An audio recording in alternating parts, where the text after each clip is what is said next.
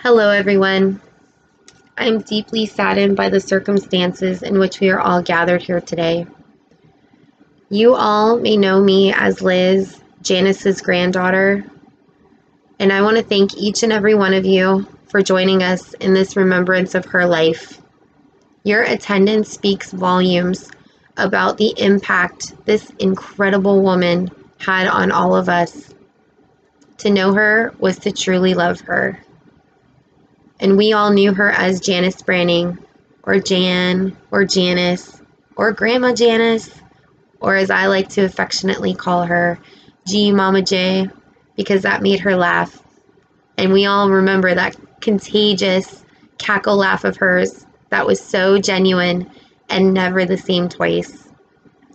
She was my sweet grandma, mother to my father, a true role model to me, and the very first person that I ever called when I had big news, because she truly shared in my happiness. She was so selfless. Ask anyone, she was a pretty amazing lady. Over the course of her very adventurous and independent life, she wore many hats. She was a true caretaker at heart, but with a creative and social nature, her many talents drew her into the workforce. For years, she worked as a bartender, slinging drinks and giving advice. She was a hairstylist, working for herself in her own salon, and eventually owned her own upholstery company. She loved to collect antiques and was an outstanding cook. Her heart and generosity knew no bounds. Later in her life, she donated so much of her time to charitable organizations such as the Humane Society. She was so devoted to her cat crusades.